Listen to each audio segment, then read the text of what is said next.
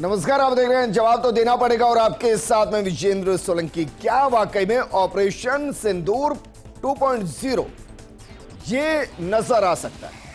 ये सवाल इसलिए क्योंकि याद कीजिए, इससे पहले 7 मई को बाकायदा मॉक ड्रिल का ऐलान किया गया, लेकिन मॉक ड्रिल से पहली रात को ही बाकायदा ऑपरेशन सिंदूर को अंजाम दिया गया। एक बार फिर से हिंदुस्तान के 4 राज्यों जो कि पाकिस्तान की सीमा से लगते हैं, उन राज्यों के अंदर मॉक ड्रिल के लिए कहा गया है और कल मॉक ड्रिल के दौरान ब्लैकआउट और बाकी तमाम वो चीजें होंगी जो इससे पहले हुई हैं 7 मई को। क्या वाकई में ऑपरेशन सिंदूर जो जारी रखने की बात की गई, मॉक ड्रिल ये बता रहा है कि खतरा अभी सरहद पर कम नहीं हुआ है? पहला सवाल। दूसरा, क्या हम ऑपरेशन सिंदूर 2.0 की तरफ सोच रहे हैं? तीसरा, क्या जो पाकिस्तान ने सीज फायर किया, क्या वो मौका देखते ही उल्लंघन कर सकता है? और चौथा, क्या हम बार बार मॉक ड्रिल के जरिए एहसास करा रहे हैं कि भाई आपको हर वक्त अगर आप बॉर्डर में हैं तो आपको तैयार रहना होगा और जैसे ही जंगी सायरन बजेगा आपको एक योद्धा की भूमिका में आना होगा? आज बात इसी मुद्दे पर कि कल फिर से जो जंगी सायरन बजने वाला है उसके मायने क्या है।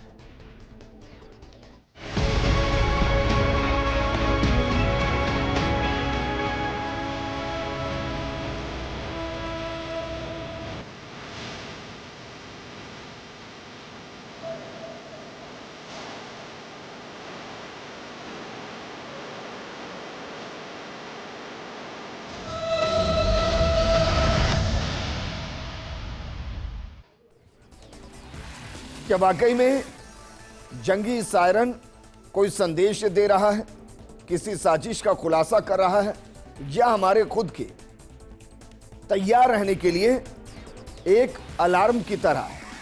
इस मुद्दे पर बात करने के लिए हमारे साथ मौजूद हैं बीजेपी प्रवक्ता लक्ष्मीकांत पारिक जी, कांग्रेस प्रवक्ता राजकुमार शर्मा जी, रक्षा विशेषज्ञ कर्नल देवानंद जी। शुरुआत लक्ष्मीकांत पारिक जी आपके साथ। जरा बताइए एक बार फिर से, कल जंगी सायरन राजस्थान की सीमावर्ती जिलों के अंदर नजर आएगा, सुनाई देगा, इसके मायने क्या है? हम ये मॉक ड्रिल क्यों कर रहे हैं? इससे पहले मैं आपको ये याद दिला दूं कि भारत की सेनाओं के अटूट शौर्य और पराक्रम और देश के प्रधानमंत्री के नेतृत्व का सुखद परिणाम है कि पाकिस्तान जैसा देश आज घुटनों के बल खड़ा है। और जिस पर कूटनीति हमारे प्रधानमंत्री जी रची, हमारे रक्षा मंत्री जी रची, हमारे विदेश मंत्री जी रची और भारत के गृह मंत्री रची, उन सब स्थिति और परिस्थिति देखकर अंतर्राष्ट्रीय पटल पर जिस प्रकार से भारत ने पाकिस्तान पर दबाव बनाया है, चाहे सांसदों को भेजने का काम किया हो, कांग्रेस भाजपा और अन्य दलों के सांसदों को विदेशों भेजने का काम किया, उसके बाद माननीय प्रधानमंत्री राष्ट्र के नाम संबोधन और संबोधन के बाद की स्थिति और परिस्थितियाँ, और माननीय जयशंकर जी का जिस प्रकार वक्तव्य कि ऑपरेशन सिंदूर अभी समाप्त नहीं हुआ है। निश्चित मान के चलिए कि ऑपरेशन सिंदूर अभी समाप्त नहीं हुआ है और ऑपरेशन सिंदूर समाप्त तब तक नहीं होगा जब तक उस एक एक आतंकवादी को ढूंढकर हम समाप्त नहीं कर देंगे जिसने हमारी बहनों का सिंदूर उजाड़ा है। तो पहली बात ये मैं बड़े स्पष्ट साथ कह दूं, जो कांग्रेस के लोग और अन्य साथी लोग भी हमारे लगातार कहते हैं कि आपने सीज फायर करिए, सीज फायर नहीं है। ये सीज फायर तब होता है जब युद्ध का कोई ऐलान हो गया होता है। ये युद्ध का ऐलान नहीं था, ये भारत की तरफ से आतंकवादी ठिकानों पर को समाप्त करने का प्रण था और संकल्प था भारत की सेनाओं का। यह काम भारत की सेनाएं कर रही थी। युद्ध तो उससे कहता है जिसके साथ जिसकी कोई औकात हो। उस पाकिस्तान की हमारे साथ कोई औकात नहीं है कि युद्ध कर सके हमारे सामने। वो पहली रात को घुट्टों के बचलो आ गया हो, उसको क्या युद्ध करेगा हमारे से? लेकिन हमारा जो शौर्य है, पीओके ले लेते। देखिए क्यों नहीं लेते? देखिए निश्चित रूप से विजय बिल्कुल निश्चित रूप से आप बहुत बड़ी बात कह सर, एक बार सरहदी जिलों का रुख कर लेते, मैं आऊंगा वापस। सूर्यवीर हमारे सहयोगी जुड़ गए। सूर्यवीर, जरा बताइए किस तरीके की तैयारी की जा रही है और क्या इंटरनली कोई ऐसी गॉसिप है कि भाई पिछली बार मॉक ड्रिल के लिए कहा था और उससे पहले पाकिस्तान के अंदर घुस के आतंकी अड्डों को नस्ल नाबूद किया गया था? एक बार फिर से मॉक ड्रिल की जा रही है। उनको लग तो नहीं रहा है ऐसा कि क्या पता आज रात को एक बड़ा एक्शन हो जाए?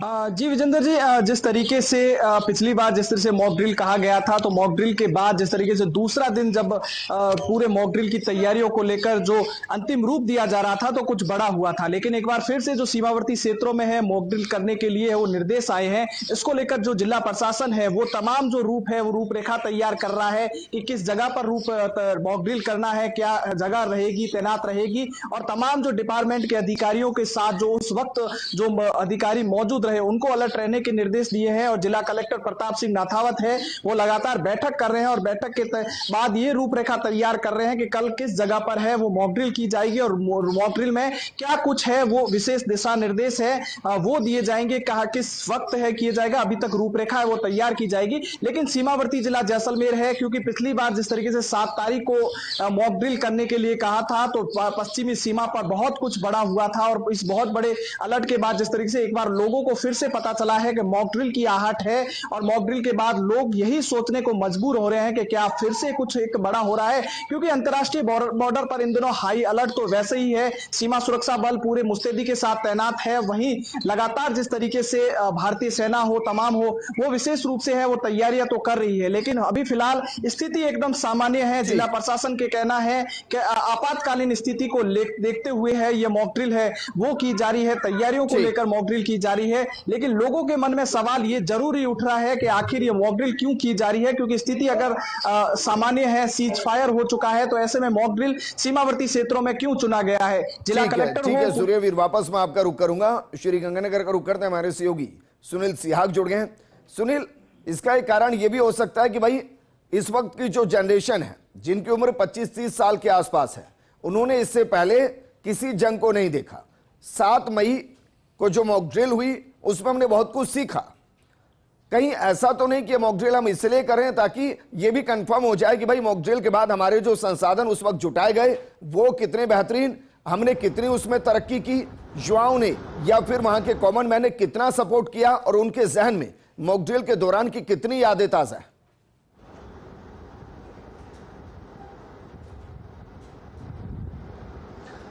देखिए विजेंद्र, श्री गंगानगर है जो बॉर्डर जिला है और प्रशासन की तरफ से इस तरीके की सूचना मिली है कि पूरे देश भर में जो सीमावर्ती जिले हैं, जो सीमावर्ती बॉर्डर है, वहाँ पे इस तरीके की मॉक ड्रिल के लिए निर्देश मिले हैं। तो श्री गंगानगर में कल इस तरीके की मॉक ड्रिल होने वाली है और शाम को 5 बजे बाद में किसी तरीके की मॉक ड्रिल हो सकती है। जो जिले में जो महत्वपूर्ण स्थान है वहाँ पे प्रशासन है जो मॉक ड्रिल करेगा।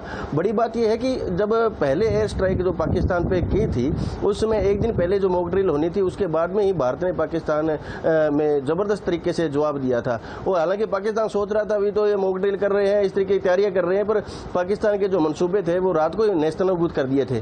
तो अभी जो हमारी पास सूचना है जो कल शाम को ब्लैकआउट भी हो सकता है विजेंद्र, 5 बजे के बाद में किसी भी समय जो प्रशासन है जो ये मॉक ड्रिल करेगा। तो बड़ी बात यह है कि आप जो बोल रहे थे कि जो 25 से 30 साल के जो युवा है उनको किस तरीके से जो प्रिपेयर किया जाए या उनको जो प्रशासन है जो दिखाना चाह रहा है या पूरा देश भर में युवाओं को किस तरीके से तैयार किया जा रहा है जो कॉन्फिडेंट रहे हर तरीके से, जो भी दुश्मन की तरफ से किस तरीके की जो कोई कार्रवाई होने की होती है या कुछ और होता है इसके लिए तैयार रहे। क्योंकि गंगानगर जिला है जो उसने बहुत सी जो युद्ध देखे हैं, लड़ाइयाँ देखी है 1900 जो पिछले 2-3 बार हुई है। जो बड़े बुजुर्ग भी कहते हैं उस समय भी जो जिस तरीके से भारत पाकिस्तान के बीच तनाव था उस समय भी जो लड़ाइयाँ हुई थी उसमें भी पाकिस्तान को डटकर मुकाबला किया था और उनके जो मंसूबे थे वो नेस्तनाबूद किए थे। तो यहाँ पे जो नग्गी बॉर्डर एरिया है वहाँ पे इस तरीके से जो हमारे देश के सेना के जवान हैं उन्होंने जबरदस्त तरीके से उस समय युद्ध किया था। तो वहाँ पे जो नग्गी बॉर्डर है, नग्गी गांव आसपास के गांव है, उस समय जो लोग हैं उनके सेना के साथ में लग के एक तरीके से पाकिस्तान के साथ में युद्ध में उतरे थे युवा। तो आज भी वही जज्बा है और इस तरीके से जो अभी जो सूचना मिली है जो कल जो मॉक ड्रिल होने वाली है उसके लिए तो देश के युवा तैयार ही है। चलिए, शुक्रिया सुनील, आपका भी शुक्रिया और सूर्यवीर आपका भी शुक्रिया। कर्नल देवानंद जी, क्या हम इसको रेगुलर प्रैक्टिस के तौर पर देखें कि अब हिंदुस्तान में कभी भी 2 महीने, 4 महीने, 6 महीने के अंदर मॉक ड्रिल की जा सकती है, क्योंकि जिस तरीके का वैश्विक परिदृश्य है उसमें कभी कुछ भी घट सकता है, या हम इसको देखें कि क्योंकि हम कह चुके हैं कि भाई ऑपरेशन सिंदूर कंटिन्यू है, उसके लिए हम प्रिपरेशन कर रहे हैं। देखिए, जहां तक मेरी सकारात्मक सोच अगर रखते हुए मैं बात करूं, मेरे तजुर्बे से बात करूं, तो पहली बात यह है कि क्योंकि ऑपरेशन सिंदूर अभी भी जारी है, जैसा भारतीय सेना और सरकार ने कहा है, तो मेरा मानना उसके लिए ऑपरेशन के दौरान किसी भी परिस्थिति से निपटने के लिए हमें तैयारी करके रखनी चाहिए, ऐसा मैं मानता हूं। और आपने जो एक बात रखी कि जो युवा हैं, वो बात कहीं सत्य है, पर मेरा यह भी मानना है कि ऐसे समय जब ऑपरेशन जारी है और अगर सरकार को इस प्रकार के आदेश या अपनी डायरेक्शंस पास करती है, तो मैं मानता हूं उस पर ज्यादा मंथन करने की बजाय हमें वो करना चाहिए जो सरकार और सेना कह रही है। दूसरी बात है, और तीसरी बात, देश के यहां और भी बढ़िया होता अगर सरकार या कोई भी तरीके से सेना की तरफ से अगर ये बता दिया जाए कि ड्रिल हम इस कारण कर रहे हैं, तो मैं मानता हूं ये चिंता का विषय नहीं होगा, लोगों का मनोबल भी बना रहेगा। अभी जिस प्रकार से हर जगह ऐसे चीजें आती हैं हाफ पब्लिक डोमेन में, अब आजकल छुप तो सकती नहीं कोई भी इंफॉर्मेशन पब्लिक डोमेन में आने से, तो मैं मानता हूं अगर क्लैरिफाई कर दे तो बहुत अच्छा। अन्यथा इतना ही हम मान सकते हैं कोई कारण हो सकता है, और हमें जो लेकिन मैं ये तो मान सकता हूं कि भाई जैसे ही कल मॉक ड्रिल के लिए कहा गया, पाकिस्तान आज रात तो नहीं सोएगा। नहीं, पाकिस्तान का सोने का प्रश्न ही नहीं है। मैं बता रहा हूं, जब से प्रधानमंत्री महोदय ने उनको बिल्कुल चेताया था 2-4 दिन पहले, और कल भी कुछ ऐसा कहा था कि अगर ऐसा आप शांत नहीं मानोगे तो गोली खाओगे, तो मैं मानता हूं उनका नींद का कोई प्रश्न नहीं, सवाल नहीं उठता। पर सवाल उससे ज्यादा भारत की तरफ से कि हम क्या कार्रवाई करने वाले, अंदाजा लगाना एक अलग बात है। हमारे साथ भारतीय जनता पार्टी के प्रवक्ता मौजूद है, मैं मानता हूं अगर कोई सवाल है तो इनको स्पष्ट कर देना। लेकिन मुझे व्यक्तिगत लगता है कि हम प्रिपेयर हो रहे हैं, हर वक्त हर स्थिति के लिए प्रिपेयर किया जा रहा है, कि भाई वैश्विक परिदृश्य जो है, हम पाकिस्तान को ट्रस्ट थोड़ी ना कर सकते। बिल्कुल नहीं कर सकते। हम ऐसे पड़ोसी के साथ रहते हुए ये भी नहीं है कि हम थोड़ा सा फ्री हैंड दे दें कि चलिए 10 दिन आराम करते हैं, वो भी मुमकिन नहीं है। हमें उस स्थिति के लिए हमेशा तैयार रहना ही पड़ेगा कि ना जाने कब आकर पीठ में छुरा घोंपने की कोशिश करें।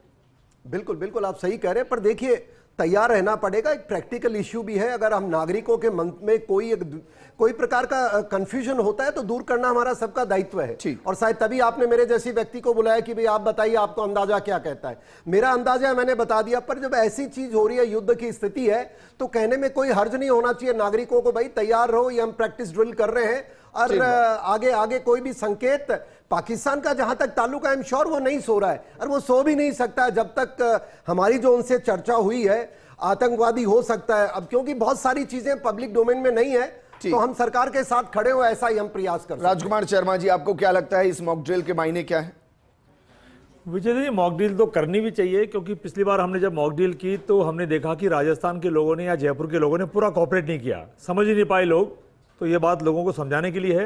और जहाँ तक युद्ध है, युद्ध तो लगातार जारी है, और हमारे देश के प्रधानमंत्री ने, सेना ने भी कहा है कि युद्ध लगातार जारी है। सिंदूर जब तक, ऑपरेशन सिंदूर जब तक चलेगा जब एक एक आतंकवादी को नष्ट नहीं कर दिया जाए। और हम खुद भी कह रहे हैं, पूरा देश कह रहा है कि पहलगाम में जो लोग आए थे उनकी बॉडी भी यहाँ हिंदुस्तान में लाए तो बेहतर होगा। तो ये मॉक ड्रिल है। हिंदुस्तान के तमाम निवासियों से, राजस्थान के तमाम निवासियों से मैं अपील करूंगा कि जो भी सरकार गाइडलाइन करे उनकी आप पालना करें। तमाशा नहीं समझे इसको, क्योंकि जो हमारा दुश्मन है वो अच्छा दुश्मन नहीं है, घटिया दुश्मन है। और घटिया दुश्मन पे कभी भरोसा नहीं करना चाहिए। अच्छा दुश्मन तो बोल करके हमला करता है, ये घटिया दुश्मन है, और घटिया दुश्मन पर हमको विश्वास बिल्कुल भी नहीं करना है। तो मैं तमाम लोगों से अपील करूंगा, सरकार जो भी गाइडलाइन जारी करे उसकी हमको सख्ती से पालना करनी है। और सेना के साथ, देश के साथ पूरा 140 करोड़ लोग पहले भी खड़ा था, आज भी खड़ा है। लेकिन मैं इतना जरूर कहना चाहूंगा विजेंद्र जी, जो प्रश्न पिछली बार हो गए थे, मैं सरकार से और सेना से निवेदन करूंगा वो प्रश्न की बार दोबारा नहीं आना चाहिए। और देश का प्रत्येक नागरिक कह रहा है, दिल मांगे मोर, पाकिस्तान को तो जितना ठोको उतना कम है।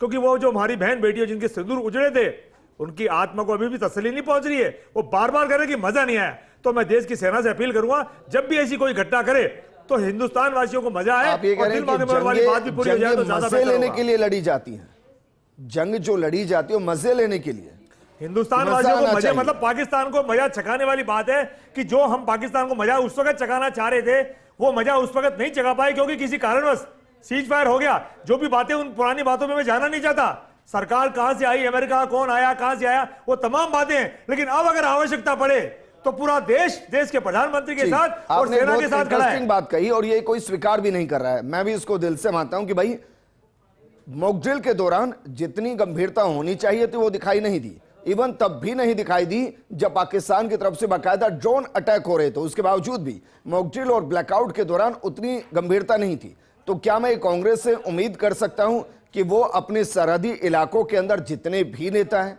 जितने भी कार्यकर्ता हैं, उनको वॉलेंटियर्स की भूमिका में आगे रखते हुए उनको कहेंगे कि भाई वोट मांगने तो आप घर घर जाते हो, इस बार आपको मॉक ड्रिल के नियमों को बताने के लिए घर घर जाना है और हर एक के साथ पन्ना प्रमुख बनते हैं ना सर, हर एक पन्ना प्रमुख को आप एक्टिव करेंगे कि भाई आपकी जिम्मेदारी है कि आपके जो 12-20 लोग हैं उनकी पूरे तरीके से मॉक ड्रिल के दौरान हर नियम की पालना हो, यह आपको सुनिश्चित करना है। क्या ये करा पाएंगे? बिल्कुल विजेंद्र जी, ये कांग्रेस और बीजेपी का प्रश्न नहीं है, ये पन्ना प्रमुख का प्रश्न नहीं है, ये हर आम नागरिक की जिम्मेदारी है कि जब देश ऐसे माहौल में आए, जैसे हमने कोरोना के नियमों की पालना की थी, वैसे ये दूसरे टाइप का कोरोना है। इसके जो भी सरकार गाइडलाइन करे उसको प्रत्येक नागरिक की जिम्मेदारी है, वो चाहे भारतीय जनता पार्टी का हो, चाहे अगर कांग्रेस के कार्यकर्ता वॉलंटियर्स की भूमिका निभा लेंगे तो क्या प्रॉब्लम होगी? मैंने क्या कहा मतलब सिर्फ जानना चाह रहा हूं भाई, मैं उसमें खुद भी हूं। मैं कह रहा हूं विजेंद्र जी, ये पॉलिटिक्स का इशू नहीं है, ये राजनीति से ऊपर उठ करके हर नागरिक देश की बात कर रहा हूं, अपने आप को सैनिक समझे, देश की बात कर रहा हूं, जिम्मेदारी समझे। बिल्कुल, मैं तो देश की बात कर रहा हूं, देशवासी तो है ना सब, अगर भूमिका निभा सकते हैं। मैं सिर्फ पूछ रहा हूं ऐसे ही, क्या इस तरफ सोचा जा रहा है या नहीं सोचा जा रहा है कि भाई कॉमन मैन है, अपने आप जाने, हमें कोई लेना देना नहीं है, हम बस अपील कर देंगे कि भाई आपको मॉक ड्रिल की पालना करनी है, बस इतने तक सीमित है। मैं ये जानना चाह रहा हूं विजेंद्र जी, जो भी आवश्यक कदम उठाए जाएंगे, अगर सरकार कहेगी पार्टी स्तर पे भी आप सब लोग जाएं, तो निश्चित तौर पे देश की एकता के लिए और ऐसे माहौल के लिए कांग्रेस पार्टी नहीं, हिंदुस्तान की तमाम पॉलिटिकल पार्टियां सरकार की और सेना की कोई भी गाइडलाइन आएगी उसकी पालना करने को तैयार है। लक्ष्मीकांत पारिक जी, ये सवाल थोड़ा अलग लग सकता है, अजीब भी लग सकता है, लेकिन आप सोचिए सारा भाई, हमारे पास बाकायदा लिस्ट है, पन्ना प्रमुख, अर्ध पन्ना प्रमुख, उनके ऊपर एक एक नेता भी है। क्या हम उन्हें एक्टिव नहीं कर सकते कि भाई 10-20 लोगों की जिम्मेदारी आपकी है, आपके इन 10-20 लोगों को पूरे तरीके से मॉक ड्रिल की पालना करनी है, संपूर्ण ब्लैकआउट करना है? क्या हम ये सुनिश्चित नहीं करा सकते?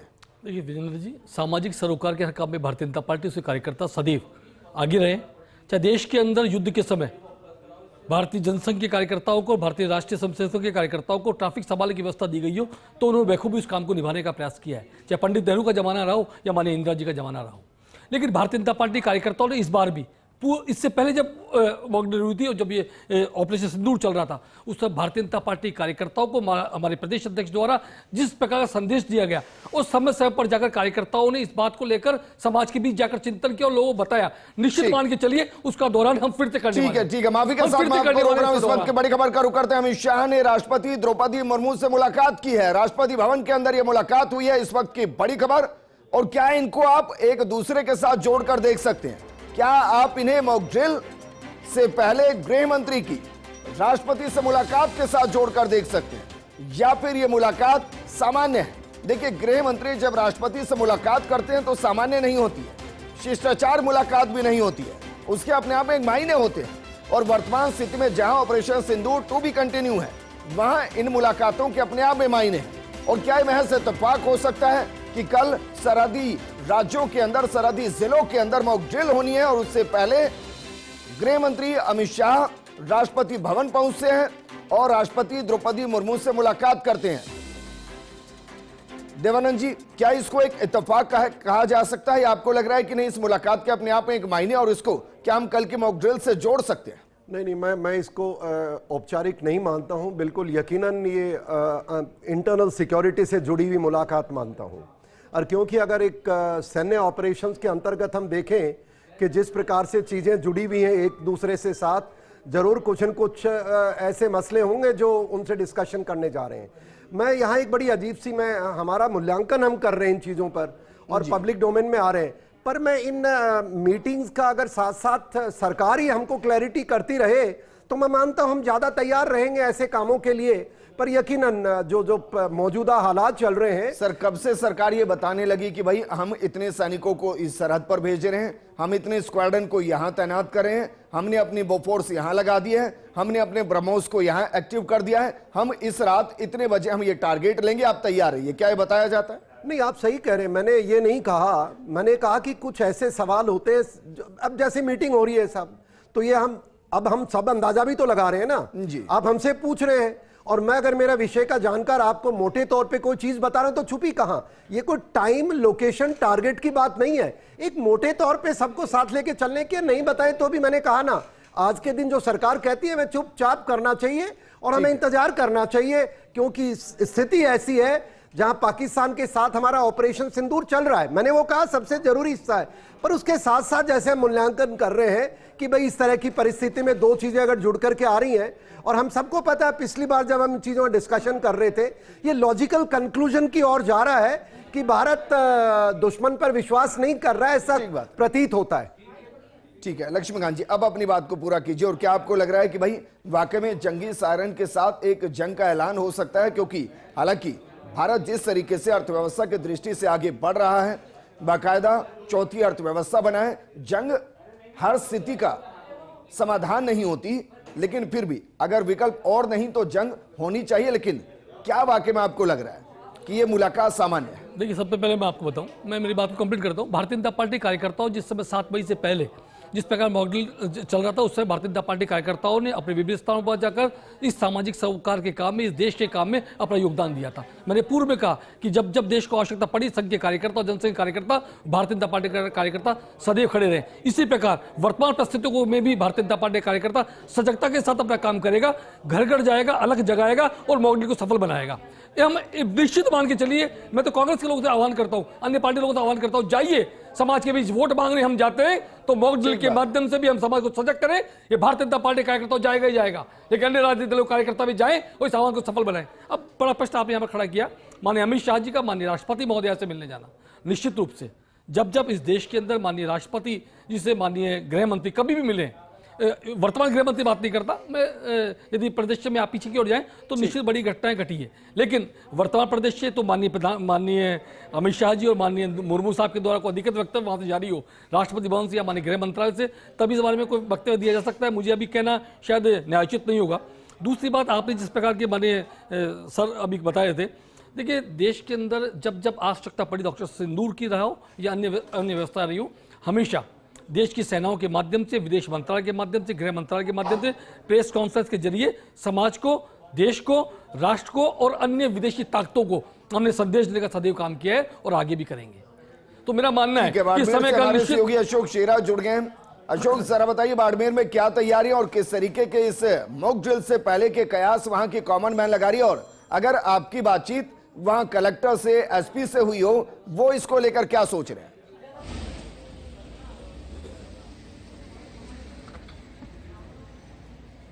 बिल्कुल विजेंद्र जी, देखिए कि जिस तरीके से गृह विभाग ने जैसे ही आदेश जारी किए कि कल सीमावर्ती जितने भी जिले हैं, बॉर्डर पर सटे हुए जिले हैं, वहां पर मॉक ड्रिल होगी, उसके बाद से जिला प्रशासन और पुलिस जो विभाग हैं वो हरकत में आ गए हैं। जिला कलेक्टर, एसपी और तमाम प्रशासनिक अधिकारियों की मुख्यमंत्री जो है वीसी के जरिए बैठक ले रहे हैं। हालांकि भी बैठक चल रही है और जब जिला कलेक्टर से या प्रशासन के लोगों से बातचीत हुई तो निश्चित तौर पर उनका कहना है कि हाँ, कल मॉक ड्रिल है और उसको लेकर तैयारियां हैं वो चल रही है। क्योंकि आप देखिए, जब इससे पहले मॉक ड्रिल हुआ था, मॉक ड्रिल को लेकर मॉक ड्रिल की तैयारी थी, उससे पहली रात ही हमने ऑपरेशन सिंदूर देख लिया था। उसके बाद अगर हम बात करें सीमावर्ती क्षेत्रों की, चाहे प्रधानमंत्री नरेंद्र मोदी की सभा हो बीकानेर में हो या फिर कांग्रेस की जय हिंद की सभा हो बॉर्डर पर, तो बॉर्डर पर कहीं न कहीं जो है युद्ध जैसे जो हालात थे, उसके बाद से तमाम वो एक्टिविटी, चाहे सभाएं हो, चाहे लोगों से अवेयर करना हो, ऑपरेशन तिरंगा यात्रा निकालना हो, तमाम एक्टिविटीज हो रही है। बॉर्डर के लोग हैं वो सजग है, एक्टिव है, क्योंकि पिछले जब मॉक ड्रिल हो, चाहे पर जो गतिविधियां देखने को मिली थी तनाव भारत और पाकिस्तान के बीच में, उन तमाम गतिविधियों में बॉर्डर के लोग हैं वो अवेयर थे। और पहला जब मॉक ड्रिल हुआ था बाड़मेर में 7 तारीख को, वो एकदम सफल गया था, क्योंकि जैसे ही मॉक ड्रिल हुआ तो लोग अपने घरों में गए। 10 मिनट में पूरा बाजार जो बाड़मेर का है वो एकदम से खाली हो गया। उसके बाद 3-4 दिन की जो भी एक्टिविटीज रही, चाहे वो ब्लैकआउट की हो, चाहे जिस प्रकार के लोगों को घरों में रहने की अपील हो, रेड अलर्ट हो, तो तमाम एक्टिविटीज में जो है वो बाड़मेर के लोगों ने, बॉर्डर पर रहने वाले लोगों ने पूरा जो है सहयोग दिया था। इस क्षेत्र के लोग हैं वो मुस्तैद है। तो कहीं न कहीं प्रधानमंत्री नरेंद्र मोदी का एक संबोधन जो है वो आज भी लोगों को याद आ रहा है। उन्होंने ये कहा था कि ऑपरेशन सिंदूर जो है वो रोका नहीं गया है, स्थगित किया गया है। तो उसी का भाव जो है वो इस मॉक ड्रिल से लोग जोड़ रहे हैं। लिहाजा मॉक ड्रिल जो है वो कल कहां पर होगी, कितने बजे होगी, किस तरीके से मॉक ड्रिल होगी, ये सुरक्षा लिहाज से और प्रशासनिक दृष्टिकोण से देखें तो वो अभी बात बताई नहीं गई है। लेकिन कहीं न कहीं मॉक ड्रिल को लेकर तैयारियां जो है वो जिस प्रकार से प्रशासन और पुलिस ने शुरू कर दी है, उसके साथ साथ जनता यहाँ की है वो भी मॉक ड्रिल के लिए तैयार है। जी अच्छा अशोक, एक और सवाल आपसे, सीज फायर के बाद उस बॉर्डर इलाके के अंदर क्या आपको कुछ एक्टिविटीज नजर आई? क्योंकि वहां 2 तरीके से एक्टिविटी होती है। घुसपैठ के तौर पर एक अलग अलग जो बॉर्डर इलाके हैं वहां जो ड्रग्स होता है उसको सप्लाई किया जाता है ड्रोन के जरिए, क्योंकि ड्रोन की भूमिका इस बार बहुत ज्यादा रही। कहीं ऐसा लगा कि भाई सीज फायर के बाद भी पाकिस्तान मान नहीं रहा है?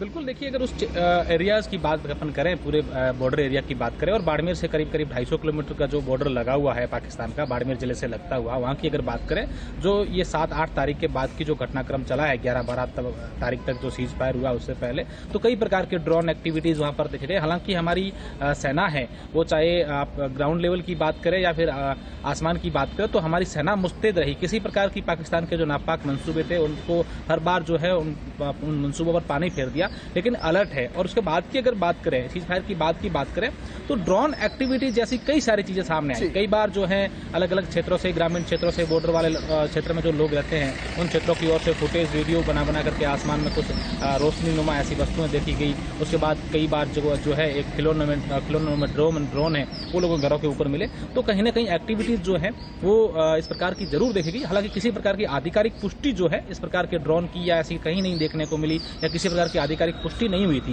लेकिन इस बात से ये नहीं कहा जा सकता कि किसी प्रकार के जो आसमान में है ड्रोन जैसी एक्टिविटी हो। अशोक शेरा, शुक्रिया हमारे साथ जुड़ने के लिए। कर्नल देवानंद जी, फाइनल कमेंट में आपसे चाहूंगा, क्योंकि वर्तमान में भारत की स्थिति अगर हम पूरे वर्ल्ड मैप पर देखते हैं तो चिंताजनक इसलिए क्योंकि देखिए बांग्लादेश के अंदर चाइना इन्वेस्ट कर रहा है, वहां के एयरपोर्ट को डेवलप कर रहा है, और ये किसी से छुपा नहीं कि वहां से इंडिया सिर्फ 13 किलोमीटर के टारगेट पर है।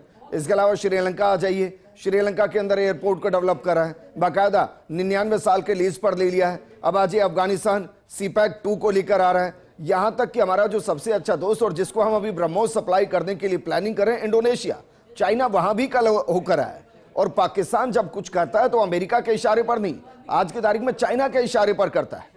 क्या वाकई में सारे डर हैं जो हमें लगातार अलर्ट रहने को मजबूर भी करते हैं और प्रोत्साहित भी करते हैं? देखिए, आप सही कह रहे हैं। जिस प्रकार से अंतर्राष्ट्रीय पटल पर भारत के जो मित्र और पड़ोसी देश हैं, उनका जो रुख है वो चाइना के साथ मिलता हुआ नजर आ रहा है, विभिन्न समझौते और विभिन्न उनकी विजिट्स के माध्यम से। उसमें कोई दो राय नहीं है। जहां तक चाइना का सवाल है, देखिए चीन को हम सब चालबाज कहते हैं, उस पर यकीन पहले से ही भारत नहीं करता है। पर जो आपने सवाल उठाया वो ये कि क्या जो ये देश सारे हैं, कहीं ऐसा तो नहीं है कि पाकिस्तान की आड़ के अंदर कोई बड़ी साजिश चीन चलने जा रहा हो। और मैं एक चीज यहां जरूर आपसे सहमत भी हूं और मैं आगाह भी करना चाहूंगा कि देखिए, अमेरिका जो हमारा मित्र का बहाना एक तरह दिखावा कर रहा है, मुझे नहीं लगता है अमेरिका किसी प्रकार से पिछले ट्रंप के आने के बाद हमें मित्रता दिखाई है उसने। अगर आप देखो, ऑपरेशन सिंदूर के दौरान ही, उस दौरान ही पाकिस्तान को F-16 के रिपेयर्स के लिए वो करीब $500 मिलियन देता है। उसके बाद जो अंतर्राष्ट्रीय जो अपना वर्ल्ड बैंक है, उस वर्ल्ड बैंक से भी $1 बिलियन रुपए का वो दिलवाता है। उसके बाद वो किस प्रकार से वो एक ट्वीट करते हैं। और लगता है मुझे पाकिस्तान के अंदर उनकी जो विजिट थी, ये 22 अप्रैल की बजाय 7 अप्रैल को उनके पूरा डेलीगेशन आया था कुछ समझौते करने। तो अमेरिका हमारे साथ नहीं है, क्लियर है। पर जो चीन का जो आप चर्चा कर रहे हैं, आप देखिए अभी क्या हुआ है बांग्लादेश के अंदर। अराकान आर्मी को जिस प्रकार से वो कॉरिडोर की बात कर रही है सेंट मार्टिन आइलैंड को लेकर के, तो अभी स्थिति भारत को सदैव सचेत रहने की जरूरत है। ना चीन हमारा है, ना अमेरिका हमारा है। और जो आसपास के लिटोरल स्टेट्स लाइक बांग्लादेश है, श्रीलंका है, पाकिस्तान है, उसको हम डील कर रहे हैं। पर जो और उसी कारण बहुत जरूरी हो जाता है सरकार और सेना के जो निर्देश हैं उसकी हमें मन से पालना करनी चाहिए। और मैं आपके चैनल पे कहने में मुझे कोई हर्ज नहीं होगा, मुझे खुशी है कि हमारे दोनों मुख्य पॉलिटिकल पार्टी के जो प्रवक्ता हैं बिल्कुल एक आवाज में कह रहे हैं भारत एक है और जो सरकार के आदेश है उनकी पालना हो, बहुत बड़ी बात है। विजेंद्र, ठीक है राजकुमार जी, फाइनल कमेंट, क्योंकि वाकई में अंग्रेजी की कहावत भी है कि भाई precaution is better than disease. हमें प्रिकॉशन रखनी चाहिए। और मैं तो ये कह रहा हूं कि हर महीने, 2 महीने, 4 महीने के अंदर एक मॉक ड्रिल हो तो उसमें गलत भी कुछ नहीं है। बस ये है कि उसको हर बार उतनी ही गंभीरता से लिया जाए। बिल्कुल विजेंद्र जी, मैं आपके चैनल पे पुनः देशवासियों से, प्रदेशवासियों से निवेदन करूंगा, मॉक ड्रिल के जो भी दिशा निर्देश गाइडलाइंस आए उसकी हमको सख्ती से पालना करनी है। देश के साथ और सेना के साथ हम सब लोग खड़े हैं। लक्ष्मीकांत जी, फाइनल कमेंट आपका। निश्चित रूप से भारतीय जनता पार्टी का संपूर्ण कार्यकर्ता, संपूर्ण परिवार इस राष्ट्र के साथ सदैव खड़ा रहेगा। और आह्वान करता हूं इसके माध्यम से भारतीय जनता पार्टी का एक एक कार्यकर्ता जाए और जाकर अपने बोलने में लोगों को जागृत करे कि मॉक ड्रिल के दौरान जो काम करने वे करें और जनता सरकार के साथ खड़ी रहे, सेना के साथ खड़ी रहे। यही मैं कहना चाहूंगा। चलिए, शुक्रिया लक्ष्मीकांत जी हमारे साथ जुड़ने के लिए। राजकुमार जी आपका भी शुक्रिया और कर्नल देवानंद जी आपका भी शुक्रिया। फर्स्ट इंडिया आपसे अपील कर रहा है, इसको मजाक में मत लीजिए और इसको हल्के में भी मत लीजिए। जब मॉक ड्रिल की जाती है तो उसको आप मान लीजिए कि वो पूरे जंग के जैसे हालात होते हैं और आपको बिल्कुल वैसे ही रिएक्ट करना है, क्योंकि आपके रिएक्शन से ये तय होता है कि हम तैयार हैं या नहीं। अगर आप तैयार हैं तो कल मॉक ड्रिल के दौरान हर उस नियम की सख्ती से पालना कीजिए जो आपके लिए जारी होते हैं, और ब्लैकआउट का मतलब ब्लैकआउट होना चाहिए। इस प्रोग्राम में फिलहाल इतना ही। नमस्कार।